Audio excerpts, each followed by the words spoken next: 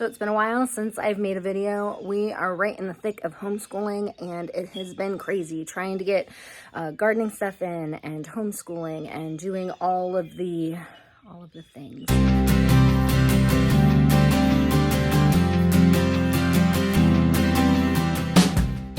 I was actually hoping to get some stuff in the ground today, but it has rained off and on the last 3 days, and it actually rained quite a bit again this morning, so it is wet outside. And I've got a lot of prep work to do in the garden before I can get anything in the ground. So I'm just gonna keep working down here. This is the first time that I have started seeds that they have done anything like that. Especially the cool weather stuff. I usually end up buying them, but this year I tried a couple of different things, tried some new stuff. It's going well, so I'll tell you a little bit about that.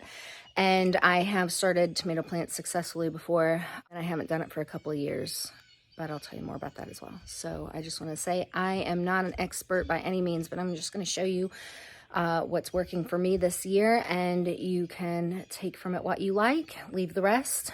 I know people that have started seeds.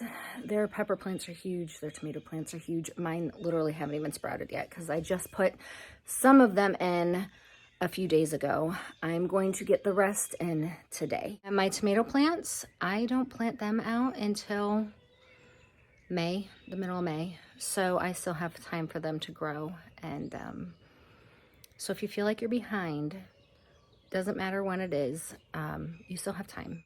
And if all else fails and it really is starting to get too late to start some of your own seeds, you're really worried about it, buy a couple of plants, stick them in the ground. There's nothing wrong with that either. I do that all the time.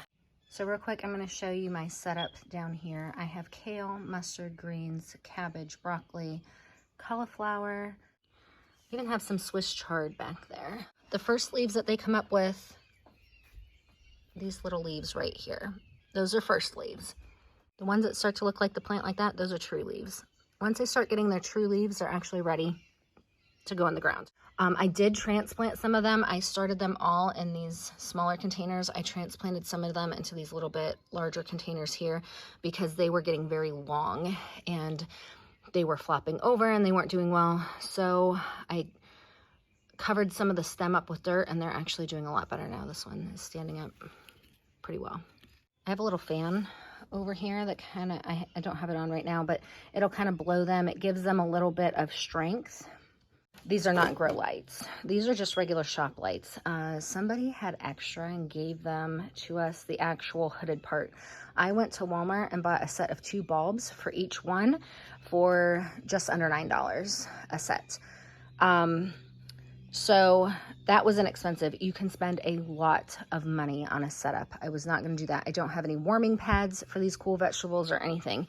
I did start some peppers and tomatoes the other day in under these lights. I'm not sure if those are going to germinate faster or slower than the winter sowing that I normally do, but it's an experiment, so I just tried that. I try to do at least one gardening experiment every year. So I can learn. These ones right in front, these were seeds that I had planted that did not germinate. You can see one out of these came up. I might repot that one.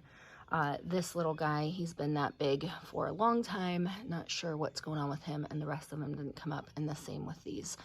So if I have time after I do my winter sowing for my tomatoes and peppers today, I might replant some of those seeds and see if they come up. I do not mind that they will be behind these plants here because with the broccoli and the cabbage and the cauliflower, they will get one really nice head and then they will get smaller ones. But I don't really want to harvest the big heads all at once. So if these are 2 or 3 weeks behind or so, that's fine with me. I don't mind at all. One of the best tricks that I've learned is to overplant. When I started the seeds, I did 16 cabbage. I did 16 of a lot of things. I don't need 16.